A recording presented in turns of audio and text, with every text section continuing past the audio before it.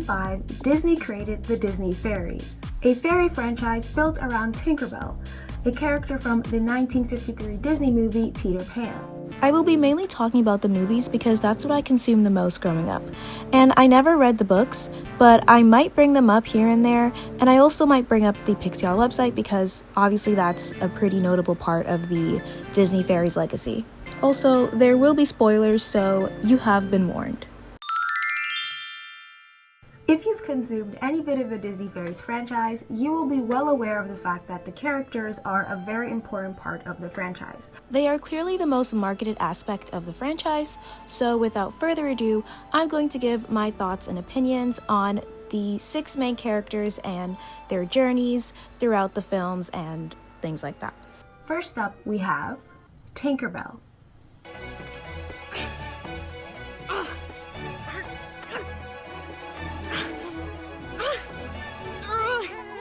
Now, Tinkerbell is a very interesting character in this franchise. Tinkerbell is a character who is very determined and very stubborn. When she really wants something, she's willing to do basically anything in order to get there, regardless of the consequences. We could also see early signs of her being kind of a hothead and turning extremely red when she gets upset. Throughout the films, you can see that Tinkerbell's curiosity is really what gets her into trouble most of the time. She is a very curious person, and even though everyone will tell her not to do something, she's probably going to go ahead and do it. Because of this, Tinkerbell can come across as kind of annoying to a lot of people, because she's so stubborn in what she wants. And I know that Tinkerbell's kind of a controversial character in the Disney Fairies franchise because these Disney Fairies films are supposed to be prequels, actually, to the Peter Pan films.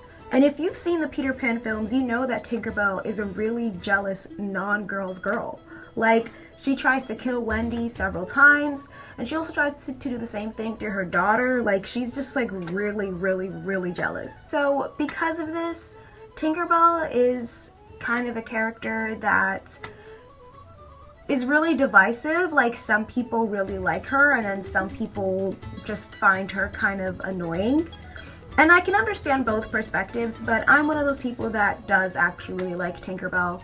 I can understand her frustrations, and I'm also a very similarly curious person as well, so I can understand the struggle to not be able to control that. My curiosity has gotten me into issues before, so I understand her. I don't really like her Peter Pan version. I wish that we got some kind of like in-between film or something to kind of like explain why Tinkerbell became the way that she became. And also to kind of show how Tinkerbell and Peter Pan met, because we never really got that, and I think that's a huge missed opportunity. Vidia. Why do you think you're so much better than me? I am better than you, sweetie. I didn't ruin spring. At least now I'm trying to help. Have you ever helped anyone besides yourself? Well, I tried to help you. Maybe I should have told you to capture the hawk instead of the thistles. Vidia starts out as a typical mean girl. She tries to sabotage Tinkerbell and basically tries to get, like, you know, her to be, I guess, the most hated person in Pixie Hollow. And I'm not really sure why. Like, I don't ever think that we get really an explanation as to why Vidia picked on Tinkerbell specifically, because she was the one that got most of the heat. Vidia wasn't always nice to like everyone necessarily. She always had an air of arrogance and a pretty big ego, but when it came to Tinkerbell, she just really went off the rails. I don't know if it's like maybe she felt like she could do it to Tinkerbell because Tinkerbell was new and you know, picking on the new girl type of thing, you know, the classic trope. But over time, across the movies, especially in The Great Fairy Rescue, we see Vidia start to have a slight change of heart. Actually, in The Great Fairy Rescue, she has a major change of heart, and you see some major character development for Vidia. She starts to show that she cares about Tinkerbell deep down, and she actually tries to help her from being captured by the humans. Overall, Vidia gradually transforms into being a much kinder and more empathetic character, routinely trying to go and save the day, and she also becomes a part of the friend group as well. And I always love this trope of like the mean girl slowly becoming nice and being a part of the friend group. I don't know why, it's just always really wholesome and sweet and cute to see like how things evolve. And I don't know, I really like Vidia's character, especially how her character would end up. Silvermist. You've heard of a dewdrop? This is a don't drop. That's water fairy humor. Silvermist is Tinkerbell's, I think, closest friend. She is the first one that tries to help her when Tinkerbell tries to change her talent, which we will get to when I talk about the movies. But Silvermist is the nicest one in the group. She is always, very easygoing, very calm, and throughout the films, she is always just very helpful and incredibly supportive. I really like Silvermist's character. I love her design and her color scheme and her voice. Silvermist seems to be a pretty popular fan favorite, to be honest. And I'm specifically speaking about my friends here because they don't seem to remember all of the names of all of the Disney fairies, because the last time that they've seen in any of these movies was when they were children, but they always seem to remember Silvermist. She's just really iconic, she just has something about her that just makes her stand out, or just makes her very memorable to a lot of people. And yeah, she's just a really great character and a really great friend to Tinkerbell. Rosetta. My mouth was open! It's always open. Guys! So Rosetta is also a very, kind character, but if I could compare her to anyone, she's kind of like Rarity from My Little Pony. And if you haven't seen My Little Pony, she's just basically like the fashionable character. She's very focused on her appearance, and looking pretty and stylish all the time. She's kind of like a comic relief in many moments. She does get a bit of character development in the Pixie Hollow games, which is a short film that I won't really go too much into when I talk about the movie rankings because it's like a short film, but it really does go more into Rosetta's character. And Rosetta, in that film, she goes from someone who is kind of a bit superficial, like to a fault. It's okay to like things like fashion and beauty and all that stuff, but she kind of, like in that movie, she's kind of so into it that she's kind of neglecting how important the race is to her friend. And then, over the course of the film, she I guess, like, sucks it up, and she's like, you know what? This is important to my friend. I am going to win this race for her, and I just think it's really sweet. It's a really sweet, cute short film. I really love her design. I love that she's pink. Obviously, it's like my favorite color. Should be kind of clear, but yeah, I love her outfit, and I also love her howdy do accent. It's always nice to have a little southern twang. Fawn. No, a roar. Oh, sort of like a... No. No. No. Fawn. So Fawn is a character that is very much empathetic to the animals, which makes sense. She's an animal fairy, obviously. She's one of the only other Tinkerbell characters that actually gets their own movie, and it's the saddest movie in the whole franchise. It's really so sad. The Legend of the Never Beast is just a movie that will really pull at your heartstrings, and you really get a lot of Fawn character development. You see how when she wants something, she is going to do it, but it's not exactly like Tinkerbell because it's not necessarily her curiosity, even though that is a part of it. It's more her empathy that drives her to go to that extent and to go to that level. She feels for things very deeply, even for things that are considered a danger to the fairies. Hawks are considered a danger to the fairies, and Fawn in the beginning of that movie is caught actually like taking care of a hawk because I think their leg was broken, something like that. They were injured, okay, and Fawn was being a good animal fairy and taking care of that darn tootin' animal, okay? Like, so she's a very empathetic character, and you can see that especially in The Never Beast. You don't really see much of that in the other films because they're so focused on Tinkerbell that the other characters don't really get that developed in the other movies. But in this one, you really see how Fawn's character shines, and it's so sweet, it's so cute, it's so wholesome, and I like Fawn. I like her a lot. I think she's definitely one of my favorite Tinkerbell characters. Iridessa. For Rosetta, she may faint. Elevator legs. No, wait. I mean her head. Wait. Okay, if she's red, raise the head. If she's pale, raise the tail. Does she look pale or red?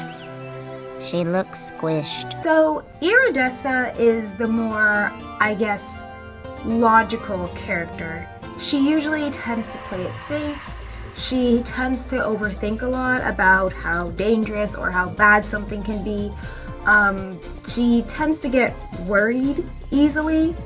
She's definitely the one that is the least likely to take a risk out of everyone in the group. Like, if everyone's like, okay, we have to go fight this guy, she's probably thinking of ways where they don't have to do that. The only times where she's able to kind of let that slide is when she is having to protect someone or help someone, like in the Great Fairy Rescue. All of them are like, yeah, we're gonna go save Tinkerbell. Like, that's not a question. We're gonna go save her, she's our girl, we're gonna save Tinkerbell. I love Iridessa. I think that she is a really sweet character. I don't know, she just has a very like cutesy kind of vibe to her. Even though she does worry a lot, it's not really to the point where it becomes annoying. Like, if anything, like, her worries and her fears are actually pretty understandable. Like, you're like, yeah, I can see why Iridessa doesn't want to go along with this plan or doesn't want to do this. Like, I can get behind that. Like, that makes sense. Like, she's not overreacting. There are times where she does, you know, overreact a little bit, but most of the time it's not it's not too bad. Or even when she does overreact, it's more funny than it is annoying. She never gets to the point where she's like an annoyingly worried all the time kind of character. It's more of like, oh, it's kind of funny, or it's like, you know, it's like a little cute. So, you know, I have seen all of the Disney Fairies movies when I was a kid, but then I would end up forgetting it. But then I recently had to rewatch all of the Disney Fairies movies again for an upcoming collab, and I feel like I have a lot of knowledge about the Disney Fairies and the Peter Pan lore in general to be able to talk about this. I had a pretty big Peter Pan phase as a child, and I was a huge fan of Jake and the Neverland Pirates because I had a crush on Jake. Yeah. Also, I really have to emphasize that these rankings are based off of my personal opinion. It's what I personally think are, you know, the worst to best Disney Fairies movies. Okay, so if you disagree, you disagree. That's totally fine. And I actually expect a lot of people to disagree with me because I don't think my tastes are usually very popular. So, I am expecting that, okay? But this is my opinion. This is not a fact. It is an opinion, okay? I also will be counting the Peter Pan movies, just because I want to, so... be prepared for that. So yeah. So at number 8, we have Peter Pan. On Letterboxd, I gave it 4 stars and I said, had to rewatch for the collab. It's good, but there are flaws that are impossible to ignore, to be honest. And that is absolutely true. It is an enjoyable movie. It has very enjoyable parts to it. And then there are parts of it that are actually quite damaging, to be honest. I gave it 4 stars, partly because of nostalgia, but if I was going to be completely objective, I probably would have given it maybe 3 or 3.5 stars. It is a good movie, but there are definitely some notable issues, specifically with racism. Like, it's pretty bad, like, especially towards Native Americans. It's not a good look. It's kind of hard to ignore that aspect of the movie because it's a major part of the movie, like it's in the plot. So, yeah. Not very fun. Moving on. Number 7, Return to Neverland. On Letterboxd, I gave it 4 stars and I said, the voice acting for young Wendy did not eat. Nana 2, girl. And then I said, wait, but that was actually good. I remember liking it as a kid. But I take my child's opinions with a grain of salt, to be honest, because sometimes she's right, other times she's wrong. But I actually enjoyed this. So, in the first movie, there's this dog named Nana, and then in the second movie, they have another dog, and they call the dog Nana too. That's such a dumb name, like, I'm sorry. This is actually a pretty good movie. It's actually a pretty great sequel. You know how I am about sequels, okay? I usually don't think that they're needed or very good. But this one was actually pretty well done, to be honest. I don't think it was bad.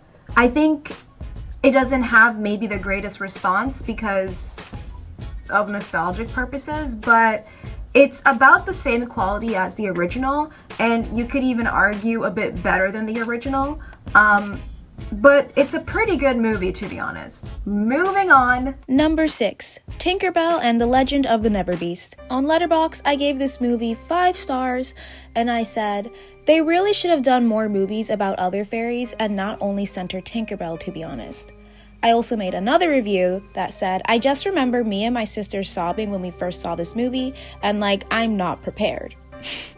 I was right, and now my head hurts. It's one of the only movies that doesn't center Tinkerbell, and it's so good. Fawn is a great protagonist. It's a really entertaining movie. The reason why I put it lower than some of the other movies is just simply because, this movie has such a sad tone to it.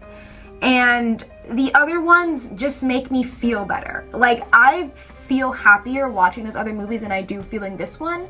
Every time I watch this movie, and I've seen it only twice, okay, I cry. Even just thinking about it makes me feel sad because I know what happens in the end. And it's just so sad. It's really sad. It's the only Tinkerbell movie that ends on a pretty sad note. None of the other movies end like this. This is the only one that has a sad ending. You will feel sad watching this movie. You're not gonna watch the movie and be like, wow, that was so cute. Then you're gonna be like, that was really sad. It's really sad. I don't think you guys understand unless you've seen it, just how sad this movie is. It's sad. Okay, it's really sad. Moving on. Number 5, Tinkerbell and the Lost Treasure. On Letterboxd, I gave it 5 stars and I said, 8. So funny. So, I know this film is, I think, the most hated film or one of the more controversial films within the Disney Fairies fandom. A lot of people feel like Tinkerbell was super annoying in this movie. Some people think that Tinkerbell was right and Terrence was actually annoying. I think it's a mixture of both. I think Tinkerbell was a little bit, you know, like mean here, but Terrence was also a little bit bothersome, so I could understand both perspectives. But I loved this movie. I get it. People have issues with it and stuff. And I think the main issue that people have with this movie is they really hate how Tinkerbell acts in this movie. Like I said, she's kind of really mean here. But I thought this movie was hilarious. This movie had me laughing so many times. This movie is so funny. I genuinely think it's such a good movie and it's hilarious. I'm sorry. I'm so sorry to disappoint. Moving on. Number 4, Secret of the Wings. On Letterboxd, I gave it 5 stars and I wrote, the animals in these movies, Cheese, the birds, Blaze, the bunnies, and etc. are so cute. Very good music, and funny. It is a really great movie. I always like stuff about sisters because I am a sister, so that kind of stuff is just appealing to me just naturally, you know, because of my circumstances. But this is a great movie. I think it's the most popular Tinkerbell movie. I feel like this is the one that most people remember the most. Periwinkle doesn't appear much in the other films. Like she does appear in them, but not that much.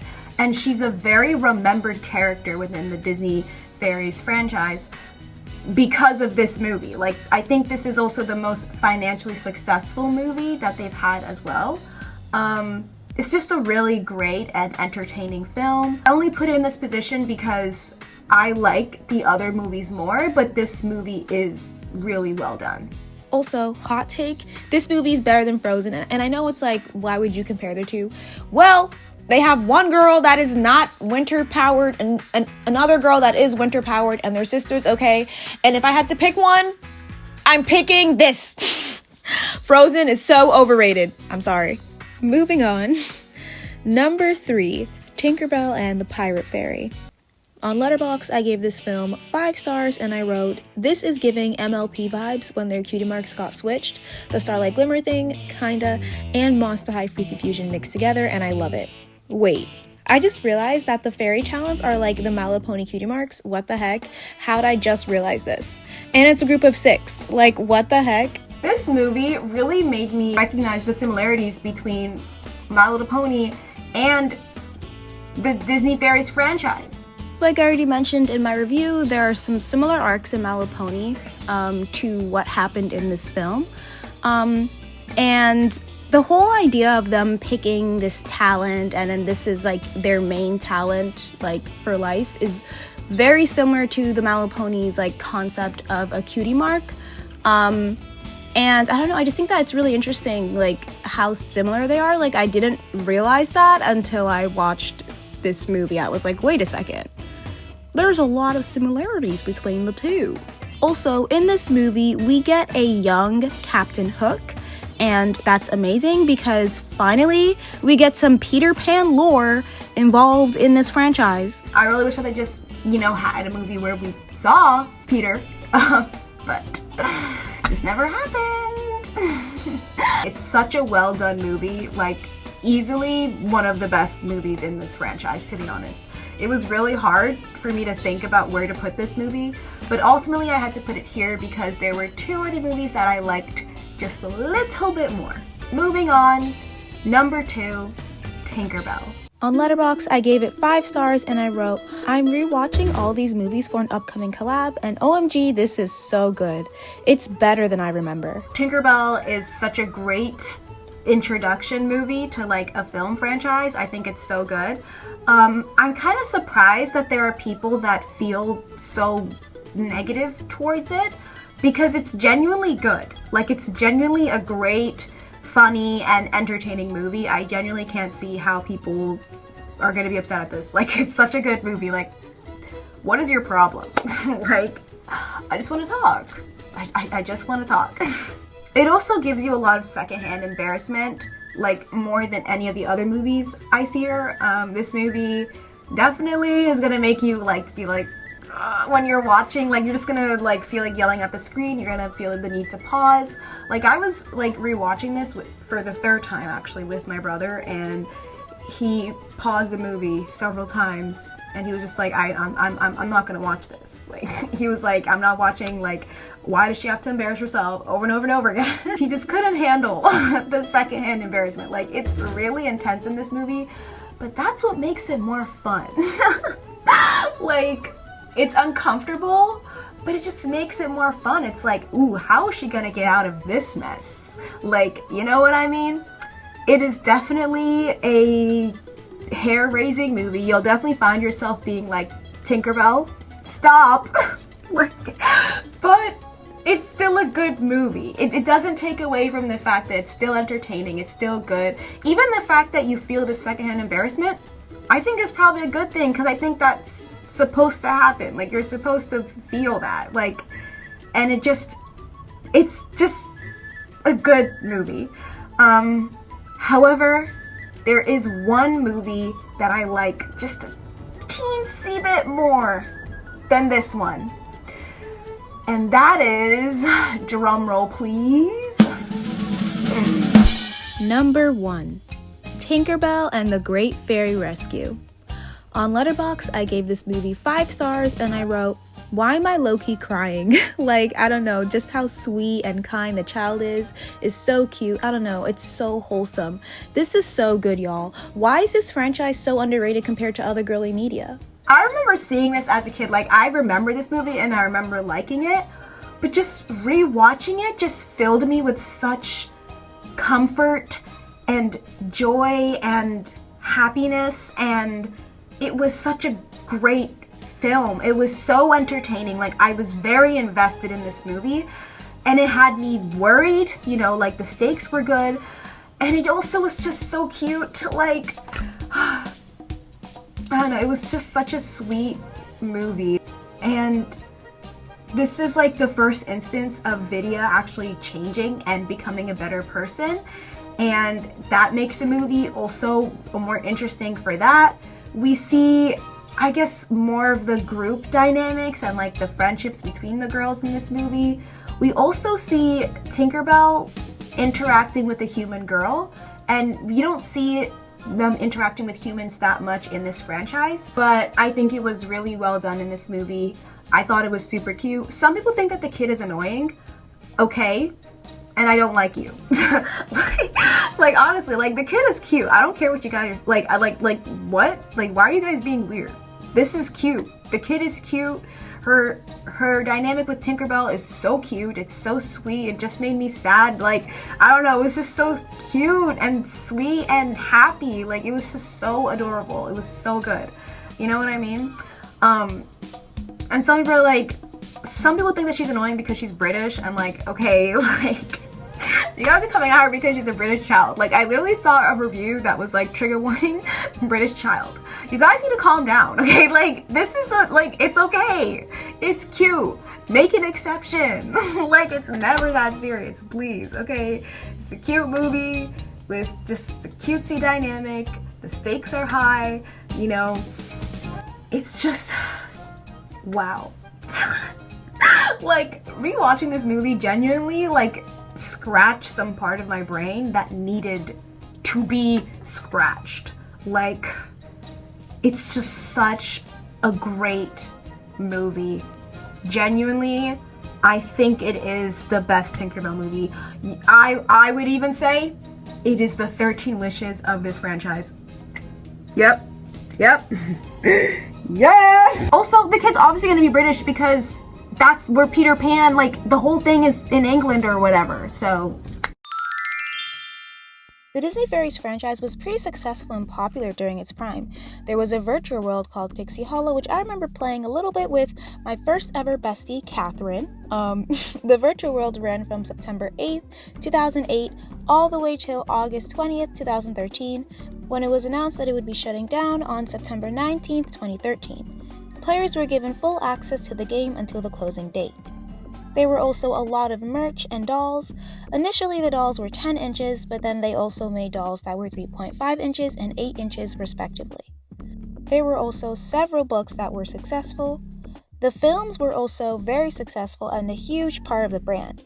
These films were released yearly except for Secret of the Wings, which was released 2 years after The Great Fairy Rescue and was released in theaters, and 2 years after that was The Pirate Fairy. Overall, these movies were a moderate success. The franchise as a whole was successful, but moderately. Over time, the interest started to decline, and there were a lot of complications with the studio that kind of leads us into the next section. I tried to look online to see if there's a clear reason why this brand was basically canceled, but there is no real definitive answer, so I'll give my own personal theory. So the Disney Fairies brand was not ever at a point where it was doing horribly, but it wasn't really at a point where it was doing amazingly either. It was, for the most part, mediocrely successful, unfortunately. So I think that, coupled with the fact that interest was declining, I think Disney just basically decided to forget about the brand because they knew that it was going to flop eventually and they wanted to cancel any future projects before that could happen. And I say forget because the brand was never really officially canceled and is technically still a thing. But you might be thinking, why the decline in interest? And I also have a theory for that as well. I think the Disney Fairies brand has a branding problem. Usually, the branding of girly media for this age group tends to fall under 2 categories: the blank and friends type of brand, or the gal pals type of brand. A great example of the blank and friends type of brand is Barbie. The brand is very centered on her, and yes, there may be other recurring characters, but they are never really the main characters. It's always centered on Barbie. There are other brands like this, like Holly Hobby, Gem, Strawberry Shortcake, and etc., but Barbie is the most famous example. A great example of the gal pals type of brand is Monster High. The brand has 6 main characters with an almost equal amount of screen time. Most of these characters get their own film where they are the main character, but even though it's mainly equal, the main character of the brand is Frankie. But it's so clearly focused on everyone that it doesn't cross into Frankie and Friends territory. The same with My Little Pony. Twilight is the main character, but a ton of episodes of My Little Pony focus on the other main 6 ponies. They get an almost equal amount of attention, and in both franchises, these characters are often marketed together, rather than just one character being the center of the marketing. Another great example is the Disney Princess brand, as there isn't a real center of the brand, and all of these characters are marketed together and at an almost equal level. Now, when you look at the Disney Fairies, it's really hard to say what they were trying to do, because it's called the Disney Fairies, so the name suggests a gal pal type of branding. They could have easily called it Tinkerbell and the Fairies, or Tinkerbell and her fairy friends, or whatever, but they chose Disney Fairies as a name for a reason. They made Tinkerbell's friends have these pretty designs and different talents and personalities and etc. for a reason. However, the Tinkerbell films have a very Tinkerbell and Friends type of branding about them. I mean, look at the titles. It's very similar to the Barbie movie titles. Even the titles on the movies that aren't centered on Tinkerbell either don't mention the character that is the center, like with the Pixie Hollow games not being called Rosetta in the Pixie Hollow games, for example, or they act as if Tinkerbell is the main character, like in Tinkerbell and the Legend of the Neverbeast, even though Fawn is the main character of that movie. And I can assure you, this confused branding definitely had its consequences. I had no idea that this brand was even called the Disney Fairies as a kid. I just saw it as the Tinkerbell movies. It seems like Disney didn't know exactly if they wanted a gal pals type of brand or a Tinkerbell and Friends type of brand. Like, the movie titles were saying one thing, but the merch and title of the brand implies another. I think they honestly could have gone either way. I can see a gal pal Tinkerbell brand working and a Tinkerbell and Friends brand working, but if I had to choose, I think because it's called Disney Fairies, it should be a gal pal type of brand. Like, it's in the name. It makes no sense to call it Disney Fairies, but then treat it like a Tinkerbell and Friends type of brand. And Disney has the Disney Princess brand, Descendants, and they had Star Darling, so it's not like they don't know how to manage a gal pal type of brand. And don't get me wrong, I don't think that this was the exact reason why the brand has lost interest over time, but I do think that the confusing branding could have contributed to the declining interest in the brand. So, why did this video take forever to come out when I literally was talking about how I am gonna lock in and all that stuff? So as I mentioned previously, I have started school. Okay, well, I haven't started school when I made my other videos, but like, I have started school and I've been in it for like 3 weeks or something, and like I've kind of been going through it because school, like, see, like I wasn't expecting, like I knew that the animation major was gonna have a lot to it, okay, but like it's just my classes are like 5 hours long. I'm spending all day at school and I have to wake up incredibly early. Like, you will not guess the time that I have to wake up every day to go to school. It's earlier than you think, trust me. So my sleep schedule is completely messed up, and like usually when I film videos, I like to film it in like my greatest lighting so that it's clear and appealing to the viewer, okay? So there's just a lot of things that have just been contributing to me not releasing this video on time. But I will manage things better. I know my schedule, I know what I'm gonna do now. But yeah, I wasn't even expecting this video to be that long. Like, this always happens. Like, I always expect it to be a lot shorter than it actually turns out to be. Like, I don't know, it's gonna be like almost 40 minutes. Like, I'm sorry, y'all. Like, I just thought it was gonna be like a normal amount. But it wasn't. So, like, trust me, I will get better. And if you have any other suggestions, I'm sorry, I have to be serious. Okay, if you have any other suggestions for any other pieces of girly media that I should cover, let me know, because I will cover it. I'm thinking of making a Wednesday video soon, so let me know. I feel like I've already asked that question, but like, let me know again if this is what you want. And there will be a video about what makes a magical girl coming up pretty soon. Thank you very much for watching this. I have been wanting to make this video for a while. The Disney Fairies is like one of those things that I remember a lot in my childhood. Like, I watched all the movies as a kid. I was super into Peter Pan, like I stated, but like, even though I remember watching it a lot, it was never my favorite piece of girly media. Like, I always preferred like others. Like, I always had my favorites, and those were the ones I went back to all the time. So I didn't appreciate the Disney Fairies to like the fullest extent, because going back to it as an adult, like, it just hits so different. Like, and I wasn't expecting that. I just thought, like, I knew it was going to be good and that I would like it. I just wasn't expecting to enjoy it this much. Like, I really do love the Disney Fairies so much. Like, as a kid, I liked them, but I didn't love them. They were never my favorite thing. But here we are making an almost 40-minute video on them. So yeah. And yeah, I just wish that I appreciated them more as a kid, because I appreciate them more now as an adult than I ever did as a child.